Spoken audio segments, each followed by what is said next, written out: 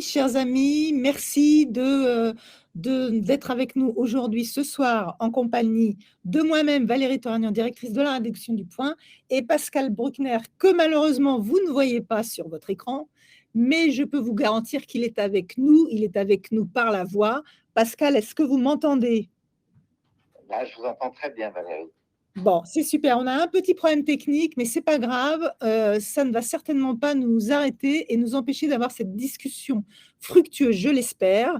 Donc, je vais vous présenter déjà à tous nos amis abonnés qui sont aujourd'hui avec nous et qui vont, je l'espère, vous poser beaucoup de questions. Alors, Pascal Bruckner, vous êtes romancier, vous êtes essayiste, philosophe. Je vous présente plus à nos lecteurs parce que ils ont la chance de vous lire régulièrement dans les colonnes du Point.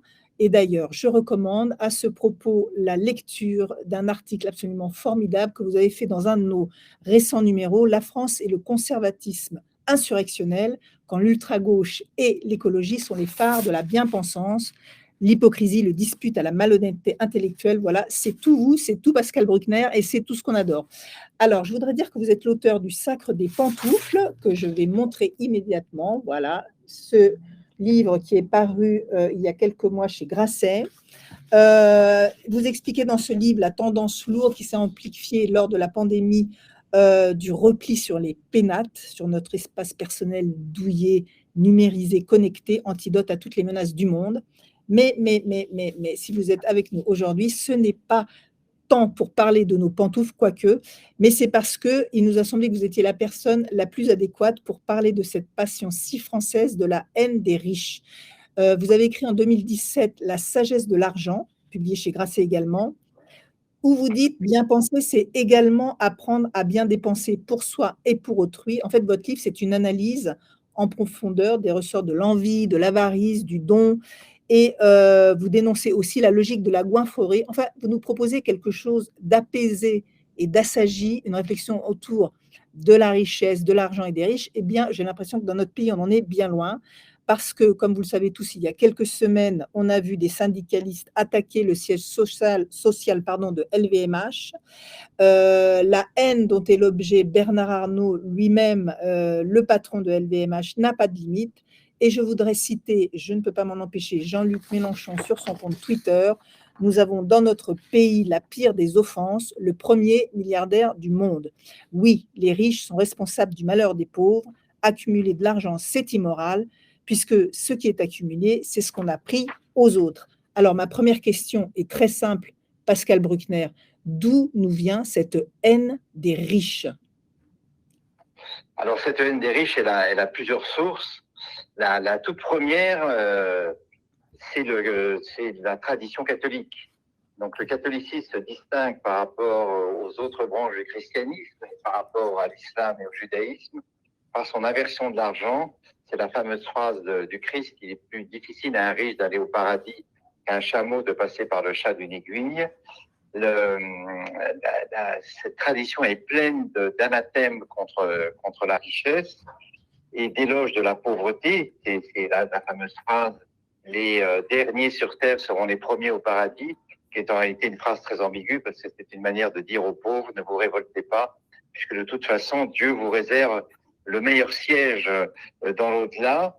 Mais le catholicisme romain façonne la France beaucoup plus qu'on ne le croit, même si nous sommes aujourd'hui globalement une nation où le christianisme s'effondre, la pratique chrétienne s'effondre, mais les passions chrétiennes restent très fortes. Et j'en veux pour preuve le pape François, qui a été formé à la théologie de la libération, il est argentin, et qui a repris une phrase d'un père de l'Église du 5e siècle, expliquant que l'argent, c'était le fumier du diable. C'est-à-dire que donc le mot diable doit être pris dans son sens classique, c'est ce qui divise. L'argent, c'est ce médium qui sépare l'homme de Dieu. Et dans toutes les grandes utopies messianiques, on rêve d'une société où les hommes seraient co-présents les uns aux autres et proches de Dieu, mais l'argent a introduit un ferment de division, et dans la tradition chrétienne, ce ferment sera en quelque sorte incarné par la figure du juif, de l'usurier, de celui qui a consacré sa vie à l'argent. Mais l'impact du christianisme ne suffit pas à expliquer, l'impact du catholicisme ne suffit pas à expliquer la haine française de l'argent, parce que si vous allez en Italie ou en Espagne, un pays éminemment catholique, vous n'avez pas du tout cette espèce de férocité que vous citiez, par exemple, Mélenchon. Absolument. Mélenchon, qui est par ailleurs lui-même millionnaire, hein, puisque son patrimoine a été évalué à 1 400 000 €, ce qui n'est pas mal pour un ennemi des riches, mais peu importe les contradictions. Alors, il y a un deuxième facteur en France, c'est la tradition aristocratique, qui, elle, est très importante et qui explique aussi pourquoi nous méprisons le travail et nous détestons l'argent. J'ai retrouvé, si vous me permettez, Valérie, de citer une phrase de La Bruyère, donc écrivain d'Ancien Régime. Avec plaisir. Il y a des âmes sales, pétries de boue et d'ordures, éprises du gain et de l'intérêt, comme les belles âmes le sont de la gloire et de la vertu. De tels gens ne sont ni parents, ni amis, ni citoyens, ni chrétiens, ni peut-être des hommes. 2 points, ils ont de l'argent. C'est-à-dire que le royaume de l'avoir vous expulse du royaume de l'être. Et il y a une chose qu'il faut comprendre, c'est que l'aristocratie française n'a pas, comme l'aristocratie britannique, entamé un processus de création industrielle. L'aristocratie française a fait la guerre, et puis elle a été en quelque sorte domestiquée par le roi Louis XIV, qui a transformé les frondeurs en flatteurs, les guerriers en courtisans. Et donc cette tradition est assez forte dans notre mépris du travail, notamment. Et puis le dernier point, c'est évidemment l'égalitarisme révolutionnaire, c'est 1789, où pour beaucoup d'agitateurs, les ci-devant, ça n'est pas simplement les aristocrates et les curés qu'il faut guillotiner, mais c'est les agioteurs, c'est les riches, c'est les boursicoteurs. Et ça, c'est une tradition qui va alors devenir omniprésente et qu'on retrouve dans toute la littérature française jusqu'à aujourd'hui. Alors justement, est-ce que vous évoquez la littérature française, est-ce que notre problème ne vient pas aussi, paradoxalement ou pas, mais de nos grands esprits et des Lumières, en tout cas de notre cher Jean-Jacques Rousseau, qui écrit dans ses Confessions: «Aucun de mes goûts dominants ne consiste en choses qui s'achètent. Il ne me faut que des plaisirs purs et l'argent les empoisonne tous.» En fait, ma question, au-delà de ce que vous venez de citer, c'est-à-dire bien sûr, il y a cette racine catholique, bien sûr, il y a le mépris aristocratique et notre héritage révolutionnaire, mais est-ce que tous nos philosophes, et y compris les plus éclairés, ont eu un rapport, j'allais dire, sain et apaisé avec la question de l'argent? Rousseau, en tout cas, pas franchement. Non, pas du tout. Non, mais alors Rousseau est justement le père de nos insoumis, si j'ose dire, et le père des écologistes aussi, puisque c'est en fait celui qui a le mieux anticipé la modernité, puisque son sentiment de la nature l'a poussé à s'éloigner des villes, de la vie en société et de tout ce qui gâte la vie publique, et notamment le goût de la fortune, le goût de l'argent et l'hypocrisie. Et là, il me semble que la France est déchirée entre deux tendances majoritaires, mais qui sont représentées, vous avez raison, d'une part par Rousseau et de l'autre par Voltaire. Or, Voltaire, c'est par excellence le bel esprit qui aime la vie mondaine. Lorsque Rousseau lui envoie son traité sur l'inégalité, Voltaire est absolument consterné, et c'est lui il explique alors que le superflu est chose très nécessaire, et il conclut sa réponse à Rousseau par cette phrase: quel idiot, s'il avait un bon lit, aurait couché dehors. Et donc, il me semble que l'opposition entre Rousseau et Voltaire est très éclairante pour la France d'aujourd'hui, parce que Rousseau, c'est donc l'apôtre anticipé de la sobriété moderne, de la simplicité, alliée à la vertu. Si vous avez une vie simple, vous êtes forcément un être vertueux. Et pour Voltaire, au contraire, il faut rouler en carrosse, il faut avoir un hôtel particulier, il faut croire dans les vertus du doux commerce, qu'il célèbre comme le faisait Montesquieu. Et chez Voltaire, évidemment, cet amour du confort et du luxe n'empêche en rien les engagements, puisqu'il a pris des très grands risques et pour sauver un certain nombre de gens de l'arbitraire royal ou de l'absolutisme de l'Église. Mais on a l'impression qu'en France, les les sous-titres sont de Rousseau, mais les affiches sont de Voltaire. C'est-à-dire que quand vous regardez la République française, le palais de l'Élysée est évidemment un palais princier, et nos préfectures en province sont toutes des bâtiments royaux. Le mobilier est magnifique. Nous avons un goût du patrimoine qui est unique en Europe, et en même temps, nous ne cessons de parler la langue de l'ascétisme, de la privation bienheureuse. Et donc, on a l'impression que les Français sont déchirés entre deux aspirations. L'inspiration à un jansénisme proclamé, mais qui est en quelque sorte contredit par tout ce qui fait l'agrément de la vie moderne, le goût du confort, le goût des soins gratuits, l'éducation gratuite, les transports, les voyages, qui fait que les Français sont à la fois des citoyens qui se prétendent austères, mais en même temps des consommateurs qui aiment toutes les douceurs de la vie moderne. Et c'est là évidemment que le bas blesse pour nous, puisque nous vivons d'emblée, que nous soyons de gauche ou de droite, parce que je crois que ça n'a pas beaucoup d'importance, nous vivons d'emblée dans une schizophrénie qui nous traverse à tout moment. Alors justement, vous dites que l'on soit de gauche ou de droite. A priori, c'est très surprenant parce que nous, le discours qu'on entend, la radicalité qui est à l'œuvre en France aujourd'hui, y compris dans l'exposition de toute cette extrême gauche à travers la France insoumise et la NUPES, on a l'impression qu'on nous redonne le récit de la révolution, des sans-culottes, des aristocrates à la lanterne, on va aller au château, on va mettre le feu à l'Élysée, etc. On a l'impression que tout ça, c'est quand même notre héritage révolutionnaire qui prend le dessus. Et vous nous dites non, cette haine des riches et de l'argent, elle peut aussi être à droite? Ah oui, bien sûr, elle est à droite aussi, moins bruyante. Alors d'abord, c'est vrai que la gauche vit dans le grand récit de la Révolution française et de la Révolution bolchevique et de la Résistance. On l'a vu pendant ces 4 mois de grève qui se sont achevés hier par une sorte de déconfiture syndicale. On a vu, donc on reprenait la bataille du rail, comme en 1941 contre les Allemands. C'était donc le néo-bolchevisme et les sans-culottes. Mais la droite a fait la part belle à la haine de l'argent. Je vous cite une phrase de Gaulle. Mon seul adversaire, celui de la France, n'a en aucune façon cessé d'être l'argent. C'est en 69.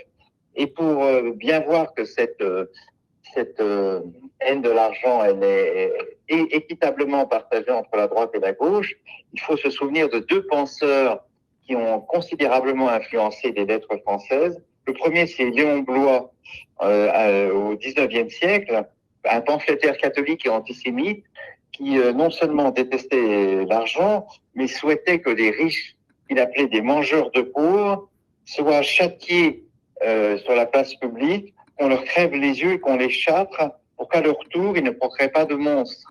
Donc c'est quand même assez radical comme programme, et je veux dire que Mélenchon à côté est un enfant de cœur. Et puis il y a un autre philosophe et écrivain beaucoup plus connu qui s'appelle Charles Péguy, et un chrétien fervent, qui a par ailleurs d'immenses vertus, mais il pense lui que le monde moderne a laissé l'argent seul face à Dieu, et que cet argent a entraîné la prostitution universelle de toutes les choses.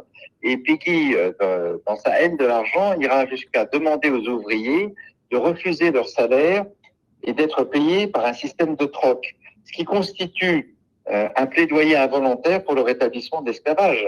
Et donc vous voyez que la droite, pareillement, a cette espèce de pudeur et de dégoût de l'argent qui fait que la France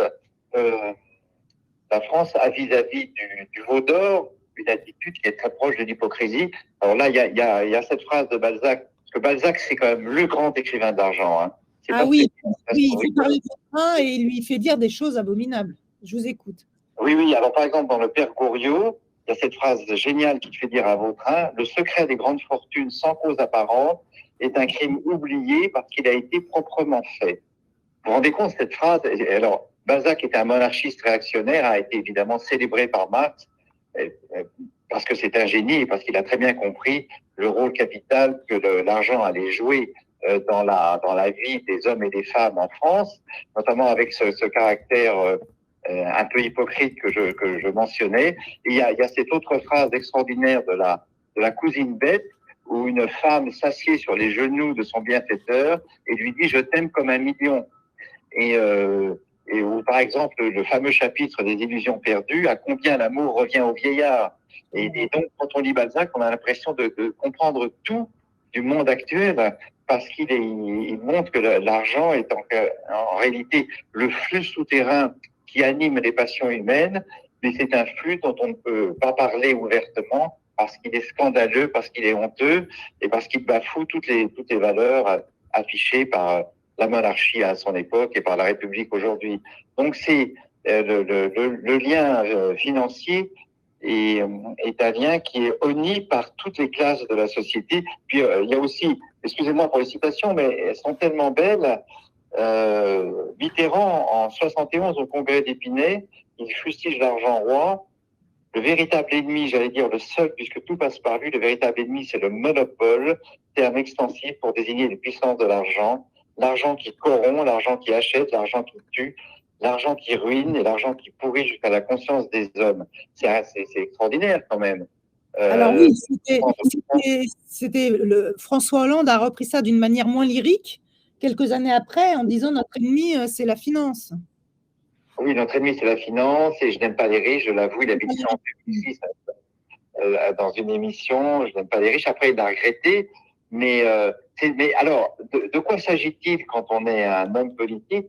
Il s'agit en quelque sorte c'est une cérémonie, c'est une figure de rhétorique. Et donc, on commence par dire qu'on déteste l'argent, ok, c'est fait, et puis ensuite, on s'accommode, puisque la France est dans une économie de marché mondial, elle est un partenaire important de la mondialisation capitaliste, même si le niveau des dépenses de l'État est très élevé, 57%, malgré tout, la France reste une économie de marché, mais elle est dans l'Europe occidentale l'un des rares pays qui n'est entré dans le capitalisme qu'avec réticence et sur la pointe des pieds, parce que le capitalisme est dangereux, le capitalisme est mauvais. Et là, on en a eu. C'est là où la grève, les 4 derniers mois, ont été absolument passionnants pour un sociologue ou pour un anthropologue. C'est qu'on a eu une condensation en quelques semaines de toute la relation des Français à l'argent, à la richesse, mais aussi au succès. Puisque si on déteste les riches, c'est qu'on estime, comme le disait Balzac, que leur réussite n'est due qu'aux connivences, On ne repose parfois même sur un crime, il dit Balzac, juste. Ça repose forcément sur un crime. Et alors, à l'époque de Balzac, c'est parfaitement compréhensible. Il faut bien comprendre que la Révolution française, ça a été un gigantesque transfert de richesse, notamment de l'Église vis-à-vis des particuliers, puisque vous le savez, l'Église à l'époque, c'était un immense. Voilà, les évêques, les archevêques, les couvents, les monastères ont été expropriés, ce qui a permis à des gens de les racheter à bas prix. Un peu toute proportion gardée ce qui s'est passé après la chute du mur en 1989 avec les oligarques en Russie. Et donc, une nouvelle classe est née de propriétaires, d'agioteurs, de boursicoteurs qui vont... J'ai une question. On a une question d'un auditeur. Je vous rappelle que tous les abonnés du Point qui sont actuellement en train de nous écouter peuvent poser leurs questions. Et j'en ai une question de Jean. Je vous la lis. Monsieur Mélenchon a honte pour la France de la richesse de Bernard Arnault, mais lui-même, disposant d'un patrimoine plus que confortable, sans avoir jamais réellement travaillé, a-t-il honte de lui-même? Alors, est-ce que, et oui, il dénonce, mais lui-même, le sentiment de honte, est-ce qu'il le ressent d'après vous? Question psychologique. Non, je ne crois pas, parce que ce qu'il y a, c'est, je ne sais pas quel est le gouvernement qui a contraint les hommes politiques à avouer leur patrimoine, et donc on s'est aperçu que beaucoup de gens de gauche étaient en réalité assez fortunés. Alors en principe, c'est vrai que l'argent n'empêche pas les convictions politiques. On peut être un grand bourgeois et vouloir travailler à l'émancipation des travailleurs, mais pour Mélenchon, évidemment, c'est plus gênant, mais je ne crois pas qu'il a honte. Non. Si Mélenchon était gagné par un sentiment tel que la honte, il se serait tué depuis très longtemps. Non, je crois que là-dessus, il n'y a pas d'inquiétude à avoir pour son psychisme personnel. puisque son ambition, à lui, me semble-t-il, après avoir été un courtisan de François Mitterrand et Lionel Jospin, c'est maintenant de répandre le chaos et si possible, de jouer un rôle dans la vie politique française, non pas à travers les urnes, puisque là, il a été battu, mais à travers la rue.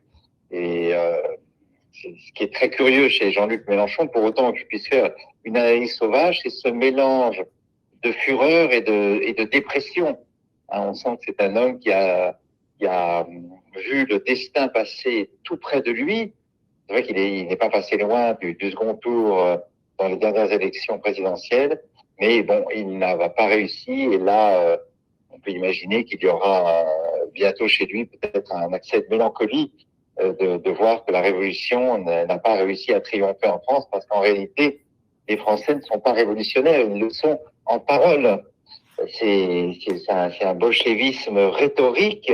Alors on veut bien casser toutes les infrastructures de l'État, brûler des bus, des taxis, des banques, des compagnies d'assurance, mais on est quand même content de recevoir son chèque et d'être remboursé par la sécurité sociale. C'est ça notre schizophrénie, et qu'on ne trouve pas chez nos voisins. Nos voisins européens, même dans les pays catholiques, je le disais, il n'y a pas ça. Et il y a d'autres névroses aussi, mais par exemple, le rapport aux belles voitures. Si vous me permettez, Valérie, juste une anecdote. Il y a 2 mois, c'est un soir où il y avait eu des émeutes, je crois que c'est au mois de mai, il y a eu des émeutes assez sérieuses. On avait brûlé Place de la Nation, un policier avait été... on avait projeté sur blessé, Et dans ma rue, donc rue Vieille-du-Temple, qui n'est pas un quartier prolétarien, passe une Porsche. Et là, des manifestants qui se rattrapaient le soir en hurlant et en cassant quelques vitrines dans mon coin, se mettent à hurler: salopard, pas de Porsche ici, retourne dans ton 16e ou ton 8e. Et je me suis dit, mais quand même, c'est quand même très étrange, parce que le 3e arrondissement n'est pas un quartier de pauvres, mais la simple vue d'un signe extérieur de richesse, c'est-à-dire une Porsche, est perçue comme une insulte à une espèce de sobriété obligatoire qu'il faudrait avoir, au moins dans l'apparence. Donc, on peut imaginer que les gens très riches aujourd'hui préfèrent rouler sur un vélo électrique ou en trottinette pour ne pas être fustigés par des tempéraments vindicatifs. Et vous savez, quand j'étais jeune, j'habitais à Lyon, et la messe du dimanche était une vitrine sociologique intéressante de la bourgeoisie lyonnaise, puisque les gens riches venaient toujours habillés en gris et dans une 2 chevaux. Et donc, ils donnaient à la quête mais exactement ce qu'il fallait, ni plus ni moins que nécessaire. Et un jour, quelqu'un les a suivis. Et évidemment, ils se retrouvaient ensuite dans leur belle propriété, à l'abri des hauts murs, avec leur Maserati, des domestiques, peut-être une Bentley, une Rolls. Et là, c'est la grande différence entre la bourgeoisie française et la bourgeoisie nord-américaine, par exemple. Et c'est pour ça que je vous disais tout à l'heure que la droite et la gauche partagent à égalité les mêmes préjugés vis-à-vis de l'argent. La bourgeoisie française se cache, se dissimule, d'où, par exemple, le scandale d'un Nicolas Sarkozy qui, au lendemain de son élection, en mai 2007, va sur le yacht de Vincent Bolloré. Vous vous souvenez que ça avait provoqué un tollé. Oui, alors qu'aux États-Unis, être riche, c'est être un bon patriote et un bon chrétien. Puisqu'aux États-Unis, et ça c'est quand même ce qui nous distingue fondamentalement du capitalisme anglo-saxon, Dieu aime les riches et n'aime pas les pauvres. Et c'est la fameuse phrase « Greed is good », donc la cupidité est une bonne chose. Nous pensons que la cupidité est un vice. Et ce qui sépare l'Amérique de la France, c'est que pour les Américains, le sexe est une chose à dissimuler, c'est une chose honteuse, générateur de désordre, alors que la France, évidemment, a un rapport beaucoup plus, avait en tout cas, jusqu'à MeToo, un rapport beaucoup plus décontracté à l'érotisme et à il y a tous les mœurs qui en découlent, alors que pour les États-Unis, le crime maximal, c'est l'infidélité, Alors justement, ce qui nous rassemble peut-être tous, qu'on soit de culture anglo-saxonne et protestante, parce que dans ce que vous venez d'évoquer, il y a évidemment la question du protestantisme, où s'enrichir, c'est aussi pour redistribuer, donc c'est positif. Mais il y a une question d'un de nos abonnés sur des riches très particuliers, qui sont les footballeurs ou les artistes qui, eux, peuvent gagner des millions et des millions sans que jamais on le leur reproche. Alors, c'est une haine paradoxale, cette haine des riches, parce qu'il y a quand même des gens qui sont exemptés. Pourquoi les footballeurs ne sont jamais haïs alors qu'ils sont tellement riches? Oui, c'est une très bonne question et c'est vraiment, là encore, on touche à une contradiction française très forte. Ceux qui sont haïs dans la richesse, ce sont les entrepreneurs. Parce que justement, ils ont mis le doigt dans le système. Ils ont mis le doigt dans le système capitaliste, ils ont participé à l'exploitation de l'homme par l'homme, ils ont des liens avec la bourse, ils sont bien cotés sur les grands marchés, alors que il y a dans l'enrichissement brutal des footballeurs ou des handballeurs ou des sportifs quelque chose qui ressort de la chance, quelque chose qui ressort du jeu. C'est-à-dire que bon, ils ont l'immense privilège de pouvoir courir très vite et d'avoir sans doute un certain génie de la tactique, mais et de la stratégie sur le terrain, mais ils échappent au mécanisme monstrueux du grand capital. Et donc, on leur pardonne tout, et y compris leurs frasques. Ils peuvent faire toutes sortes ils peuvent accomplir toutes sortes de transgressions. Ils peuvent changer de femme, avoir toutes sortes de comportements qu'on juge aujourd'hui profondément immoraux. Mais à eux, tout leur sera pardonné. Aux grands industriels, rien ne sera compensé parce que justement, ils emploient d'autres gens à leur service et qu'au fond, ce sont des créateurs de richesse, alors que les footballeurs vivent simplement sur la richesse absolument inouïe de leur club, mais ils sont dans le domaine du jeu, ils sont dans le domaine... Il y a quelque chose qui est un peu de l'ordre. C'est parce qu'ils nous donnent du rêve aussi, parce qu'ils nous font rêver et que du coup, on leur pardonne beaucoup. Voilà, ils nous font rêver et leurs dons sont des dons, au fond, qui requièrent des aptitudes absolument inouïes, des aptitudes physiques ou psychiques inouïes, et nous ne savons pas en quelque sorte reconnaître le talent des grands entrepreneurs, c'est-à-dire de gens qui sont partis de rien, qui venaient souvent de familles extrêmement modestes et qui tout d'un coup ont réussi à force de travail, d'application. Je pense que dans la tolérance ou l'indulgence que nous avons vis-à-vis des footballeurs notamment, il y a cette idée que voilà, ils sont arrivés au sommet de la gloire, mais ils n'ont pas séché pendant des années sur des problèmes ardus, ils n'ont pas été obligés d'aller à l'université, ils ont réussi comme ça par la simple grâce de leur physique ou de leur talent, et c'est ça qu'on admire. C'est un peu comme le mythe du cancre autrefois. Le cancre, c'était le futur génie, celui qui ratait tous ses examens parce qu'il allait réussir dans la vie. Et là, les footballeurs, effectivement, donnent du rêve, de la gloire, et donc sont crédités en quelque sorte d'une qualité presque surhumaine. Alors, j'ai une autre question d'un de nos abonnés qui dit qu'il y a quand même un paradoxe, c'est que finalement, ces entrepreneurs, ces capitalistes qui sont haïs, c'est quand même aussi ceux qui créent de la valeur et qui créent des emplois. Donc, en fait, d'un point de vue purement des classes populaires, des classes moyennes qui ont besoin de travailler, ça n'intervient pas du tout dans la réflexion qu'on peut avoir autour de l'argent, du capital de l'entreprise. Est-ce que l'entreprise est vouée à la haine par essence, ou est-ce qu'il y a quand même des nuances, et on peut aussi, y compris quand on est un bon marxiste, voir que l'entreprise, c'est aussi celle qui crée de l'emploi et qui fait vivre. Bien sûr, c'est là, il y a à gauche un débat très intéressant aujourd'hui, même dans une gauche un peu extrémiste, c'est le débat Ruffin-Roussel d'un côté et Rousseau de l'autre.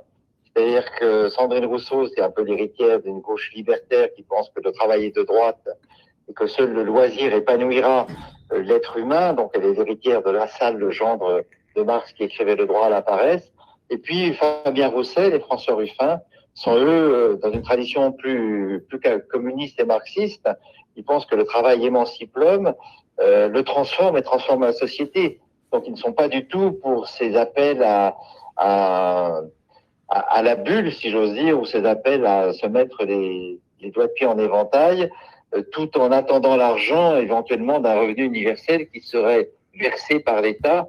Mais par quel miracle? C'est là justement ce que cette gauche qui ne veut plus travailler, cette gauche du droit à la paresse n'explique pas. Et alors l'entreprise, oui, continue à être vue comme la manufacture au 19e siècle. C'est-à-dire que c'est le lieu de la pénibilité, c'est le lieu de l'harassement de l'homme par l'homme. Vous savez, il y a un livre qui est paru en 1992 qui s'appelait Souffrance en France de Christophe Joncourt. C'était un psychanalyste où il expliquait que dans certains bureaux, dans certains ateliers, les conditions de travail étaient semblables à celles des camps de concentration. Alors, j'ai toujours trouvé cette métaphore un tout petit peu excessive. Alors, il y a évidemment des lieux où le travail est difficile. Il y a des collègues de travail qui sont insupportables à fréquenter. Il y a des contremaîtres difficiles, mais le travail a quand même une qualité extraordinaire. D'abord, il permet de gagner sa vie, et puis il permet aussi de partager une expérience avec d'autres. On connaît tous des grandes entreprises où le projet collectif est exaltant. Je sais pas, construire un avion, construire un navire de croisière ou un navire de guerre, tout cela, c'est quand même des projets intéressants qui mobilisent des milliers d'hommes dans un but commun. Et ça n'est pas simplement l'image un peu misérabiliste de Zola dans Germinal ou dans l'Assommoir. Absolument. Alors, justement, je voudrais rebondir sur quelque chose. Emmanuel Macron, au début de son premier quinquennat, il a en quelque sorte voulu réhabiliter l'argent comme fruit du travail et du mérite. Et on constate quelques années après que plus que jamais, encore plus qu'il y a 5 ans, qu'il y a 6 ans, alors l'argent est haï, vous nous l'avez expliqué, le travail également, on s'en est rendu compte ces derniers mois, et alors le mérite, il est totalement suspect. Alors, est-ce que ça veut dire que Emmanuel Macron s'est trompé sur son analyse de la société française? Est-ce que cette idée du travail et de la méritocratie, elle n'est pas devenue totalement obsolète? Enfin, je mets le mot entre guillemets, mais quand même, on voit que c'était une question qui est fondamentalement remise en question. Et est-ce que l'argent, comme fruit du mérite et du travail, ne devient pas aussi quelque chose non seulement de haï, mais pire, presque de une valeur qui n'aurait plus lieu d'être, enfin qui serait elle aussi dépassée, comme si on avait soi-disant de nouvelles valeurs qui allaient remplacer tout ça. Alors là, je pense qu'il faut être dialectique, c'est-à-dire que c'est vrai qu'au sortir de ces 4 mois, quand on parle avec des amis étrangers, notamment américains, ils se demandent si les Français ne sont pas devenus fous.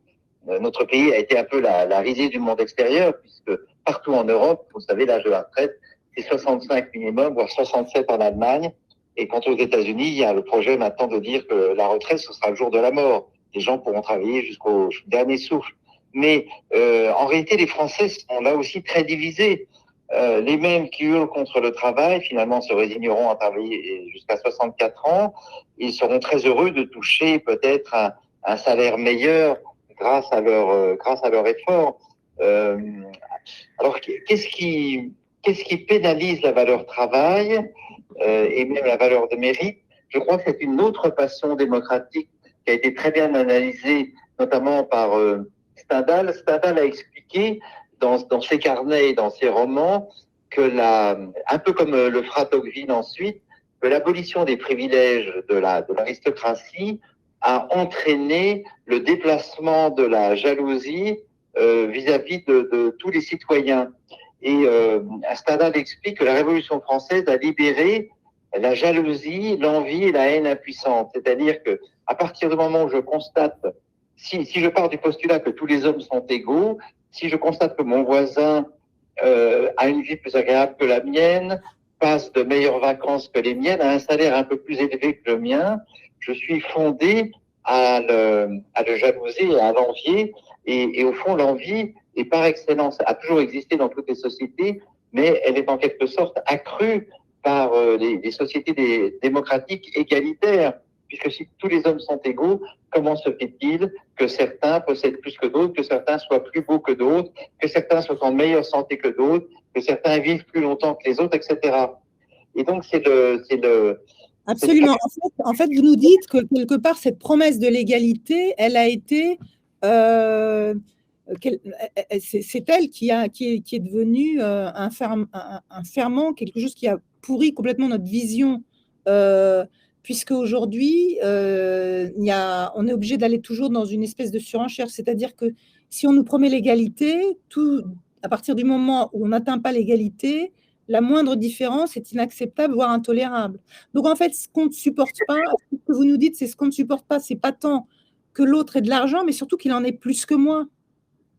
Oui, c'est ça, voilà. En réalité, les Français ne détestent pas l'argent, mais ils détestent l'argent des autres. En revanche, ils aiment beaucoup leur salaire et ils aimeraient que leur salaire grandisse, ce qui est tout à fait normal. Encore une fois, je ne condamne pas, mais c'est quand même ça le nœud du problème. Et donc, l'égalitarisme explique la haine relative qui a pu s'exprimer vis-à-vis du travail, mais c'est surtout l'idée qu'il fallait travailler 2 ans de plus après les 2 ans de Covid qui a, je crois, été le ferment de la rage. Alors, on peut s'interroger sur le bien fondé temporel de cette réforme. Peut-être aurait-il fallu la faire au début ou la faire quelques années plus tard, mais en tout cas, bon, elle est passée, mais ça a quand même éclairé beaucoup de choses. Et si vous me permettez, Valérie, dans le rapport aux riches, il y a quelqu'un que je voudrais citer parce que c'est une personne exemplaire. C'est une sociologue française qui s'appelle Monique Pinson-Charlot. Et elle et son mari, pendant des années, a publié des livres sur les riches, sur la vie des riches, sur la vie des bourgeois, sur le ghetto et le Gotha. Et dans une intervention en 2020, dans une émission de télévision qui s'appelait Hold Up, Monique Pinson-Charlot a expliqué que le Covid avait été en réalité créé par les riches pour encourager le Big Pharma. Et ensuite, elle a précisé dans une interview que en réalité, le but des riches, c'est en quelque sorte de travailler à l'extermination des pauvres. Alors, c'est une idée qu'on a déjà trouvée ailleurs. C'est une idée intéressante, évidemment totalement complotiste. Vous voyez, la haine des riches peut aller jusqu'à les soupçonner de préparer un génocide des gens les plus démunis. Et alors là, évidemment, on quitte le terrain de la raison, on quitte même le terrain des passions pour aller dans quelque chose qui relève un peu de la démence complotiste ou conspiratoire. Oui, de la démence. Alors, j'ai une autre question, là, c'est d'un de nos abonnés. Est-ce que cette haine des riches peut-elle être réversible ou est-ce qu'elle est irréversible? Oui, je pense qu'elle est réversible. C'est-à-dire que oui, je pense qu'à partir du moment où les gens gagnent de l'argent et qu'ils se rapprochent des conditions de vie des gens un peu plus fortunés qu'eux, je pense qu'effectivement le dégoût du veau d'or peut tomber. Vous savez, et si on prend un exemple très concret, regardez l'été dans les stations balnéaires. Pensez par exemple à Saint-Tropez, les yachts qui sont dans le port de Saint-Tropez. Hein. C'est une image que tout le monde connaît. Face à ces bateaux magnifiques qui valent plusieurs centaines de millions, on peut avoir 2 attitudes. La première, je ferai tout pour un jour m'en payer un. Alors, évidemment, c'est une ambition démesurée. Et je pense que la personne qui se dit ça doit travailler beaucoup. La deuxième, c'est scandaleux, c'est honteux qu'on ose exhiber de tels signes extérieurs de richesse, et je serais pour la confiscation immédiate de ces yachts et leur restitution au peuple. On peut aussi avoir vis-à-vis de la richesse une troisième attitude, beaucoup plus distancée, qui était celle des anciens, c'est de dire qu'il y a des gens riches qui sont obsédés par l'argent, qui aiment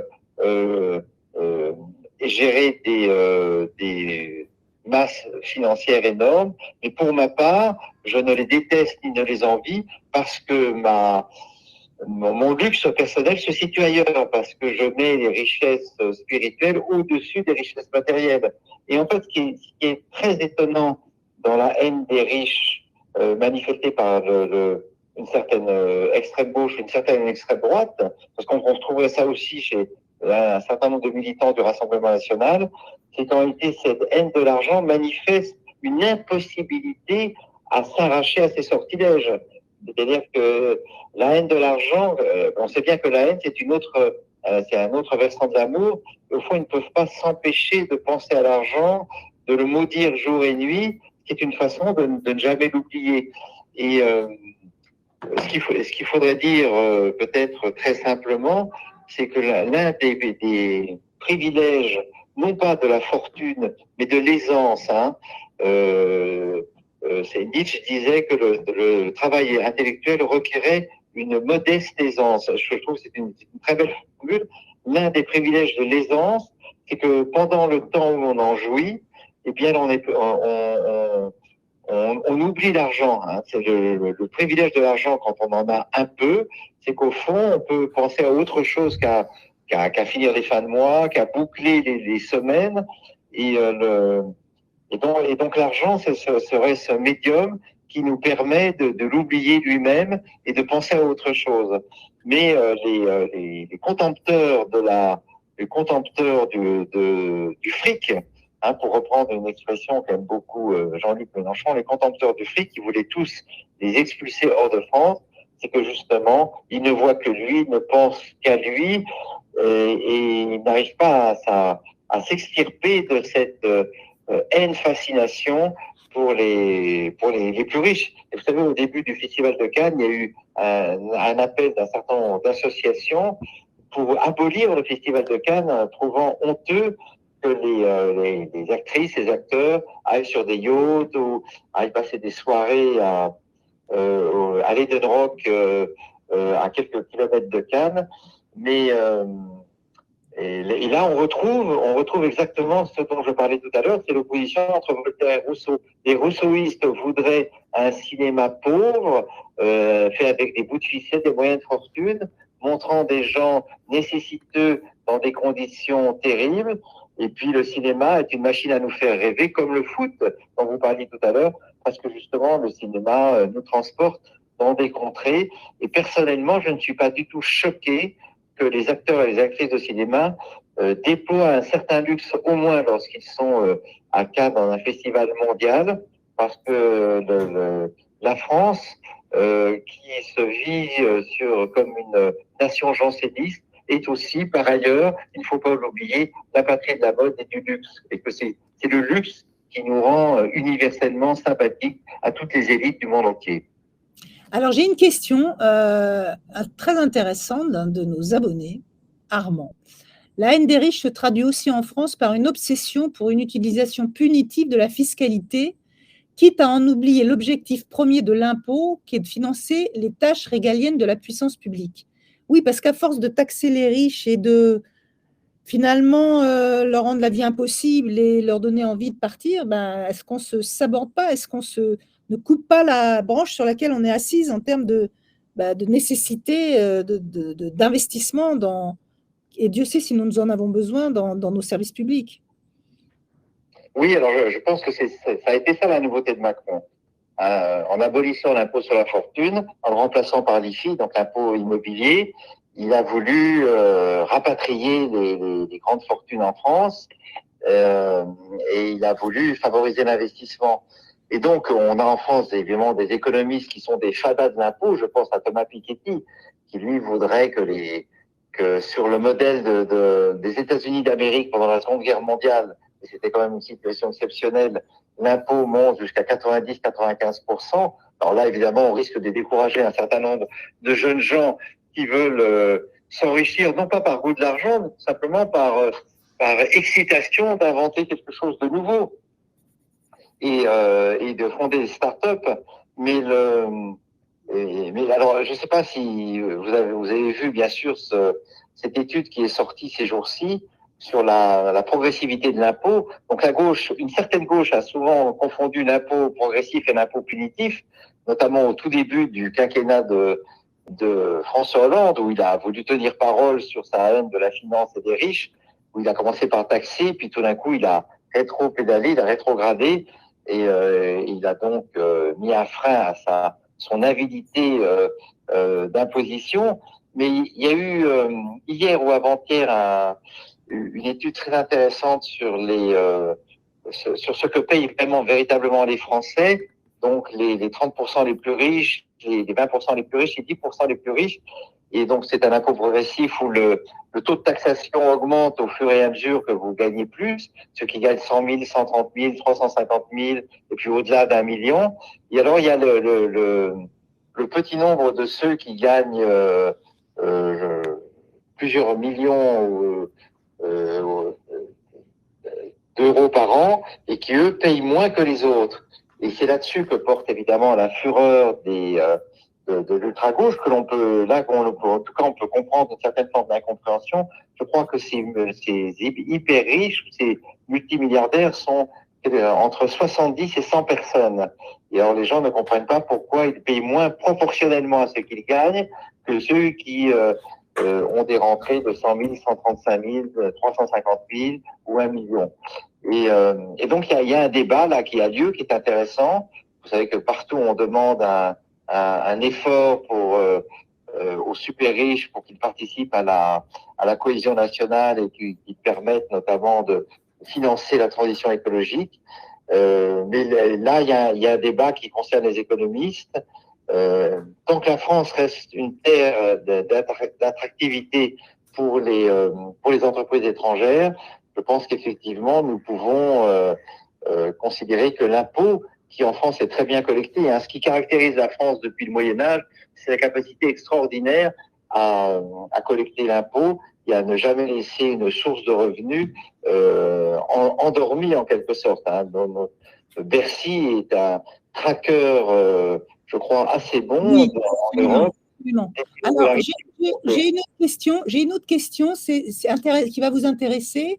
Cette haine des riches n'est-elle pas la conséquence de la perte des valeurs de l'effort et de l'excellence? Ces valeurs ont été abandonnées, entre autres, par le système éducatif. Alors, il y a une vraie question qui se pose aussi sur le corps enseignant. Est-ce que le corps enseignant lui-même n'est pas travaillé à son insu de plein gré, j'allais dire, par sa culture française et donc par la haine de l'argent? Et est-ce que ces efforts, cette valeur de l'effort et cette valeur de l'excellence, le fait qu'on l'ait abandonné n'est pas aussi un problème? Oui, bien sûr, bien sûr. Alors là, évidemment, nous sommes tous les héritiers de 68, mais mai 68 a remis l'hédonisme au centre de la vie. Alors ça a des aspects très positifs. Personne ne voudrait revenir à la France gaulienne, qui était quand même une France corsetée et étriquée, mais ce qui a commencé à triompher dans toutes les réformes de l'éducation à partir de 1969 et jusqu'à aujourd'hui, c'est quand même une certaine méfiance pour l'excellence, pour le travail. Et c'est à partir de ce moment-là que le soupçon s'est porté sur les résultats de la scolarité. Et on voit bien qu'aujourd'hui, vous parliez tout à l'heure de la crise du mérite.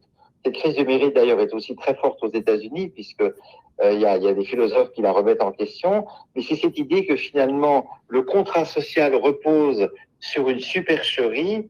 Et la supercherie, consiste à faire croire aux enfants des classes populaires ou des classes défavorisées ou des quartiers que s'ils travaillent, ils réussiront et qu'ils pourront un jour grimper les échelons de la société. Et ce que nous disent certaines élites, tout cela est une duperie.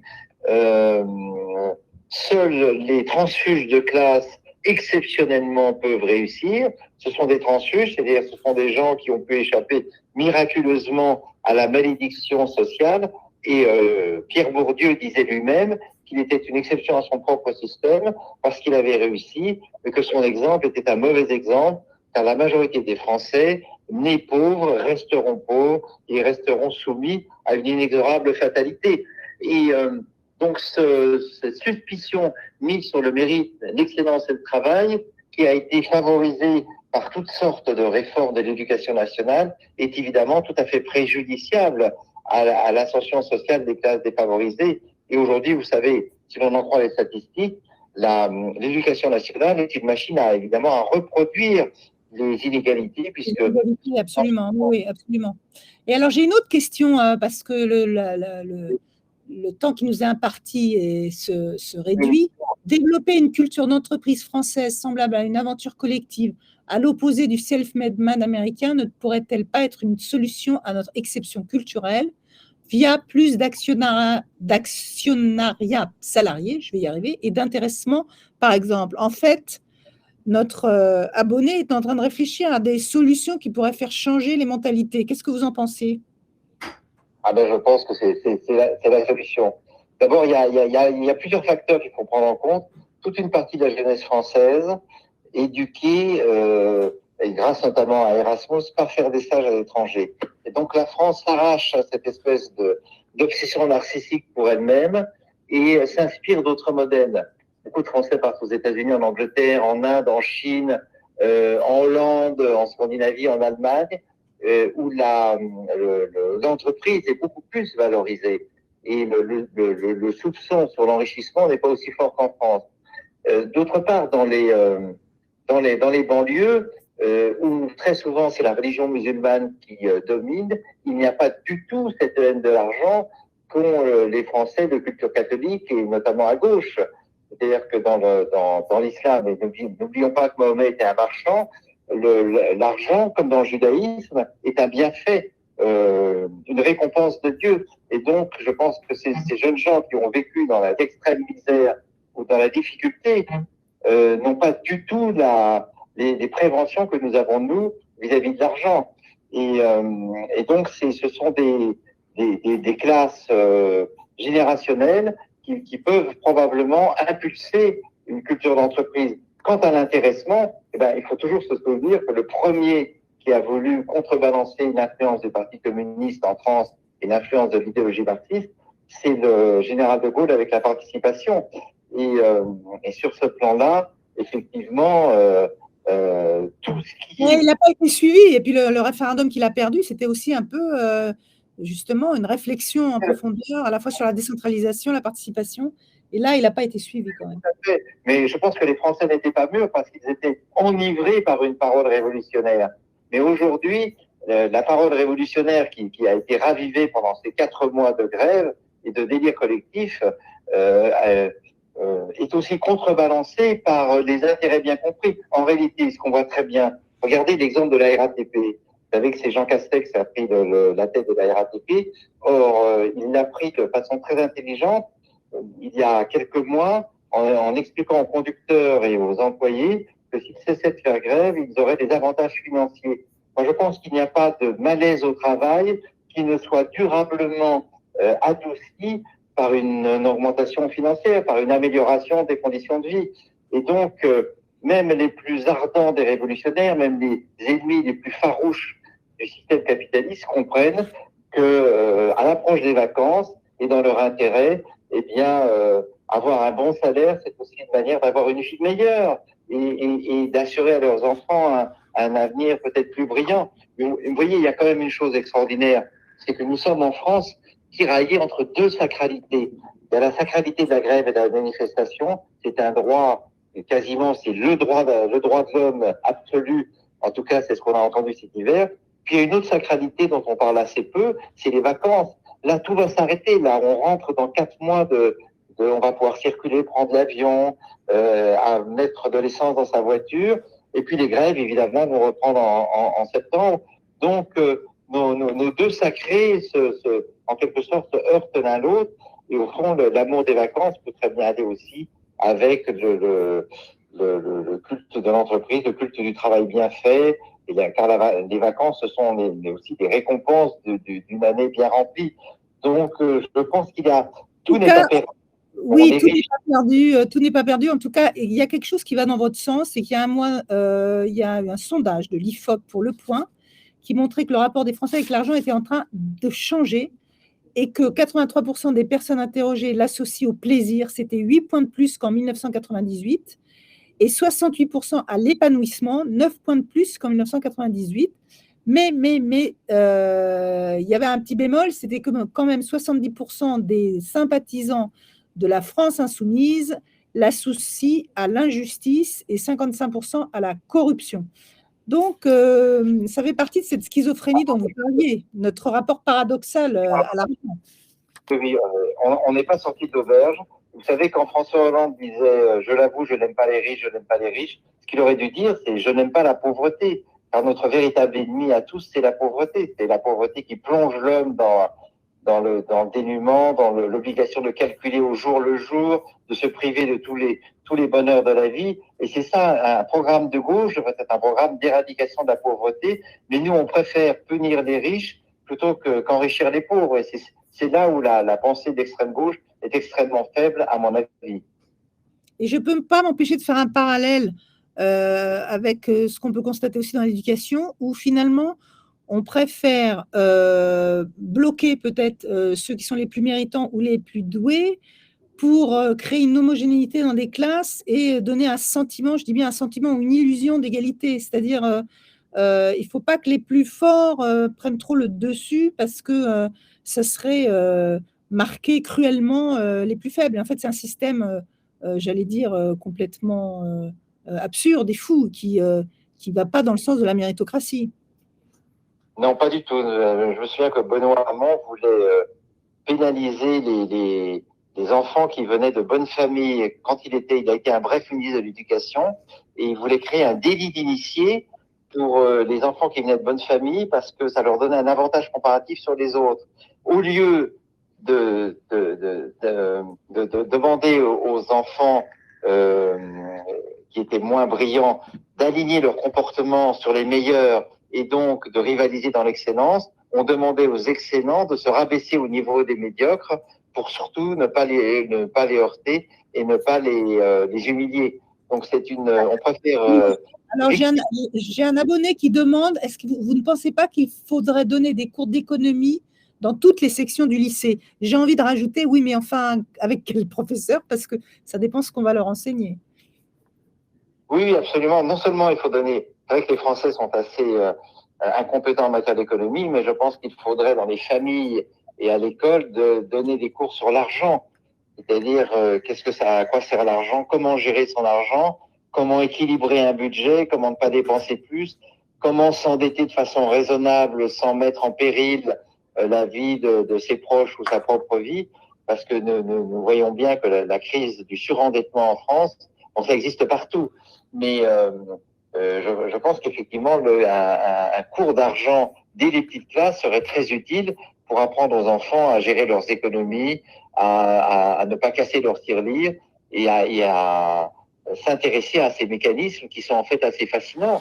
Et la finance n'est pas l'ennemi de la civilisation, car je ne connais pas de grande civilisation qui ne soit pas étayée sur une richesse matérielle importante. Absolument. Écoutez, Pascal Bruckner, en tout cas, merci pour cette discussion absolument passionnante. Je retiens que nous sommes une nation à la fois névrosée sur l'argent, travaillée par ces vieux démons, schizophrénique, mais qu'en même temps, il y a beaucoup d'espoir parce que nous avons le sens du plaisir bien français, le sens des vacances bien français, et que tout ça va peut-être nous aider à évoluer dans nos mentalités. Je remercie tous les abonnés, les lecteurs du Point qui étaient avec nous aujourd'hui. Je voudrais rappeler votre ouvrage, Pascal Bruckner, le dernier, qui s'appelle Le sacre des pantoufles, du renoncement au monde. Et encore merci à tous et merci à vous, Pascal Bruckner. Et je vous laisse peut-être le mot de fin. Ça n'a pas marché, mais bon, c'est pas grave. Oui, mais c'est pas grave. Je pense que en tout cas, nos lecteurs, me semble, à travers leurs questions, avoir été extrêmement intéressés par cette discussion. Et la prochaine fois, on vous verra, promis, tout sera parfait. En tout cas, merci à tous et merci infiniment à vous, Pascal Bruckner. Merci Valérie. Effectivement, la France est un pays où il fait bon vivre malgré tout. Oui, absolument. Merci beaucoup. Merci. Au revoir. Merci. Au revoir.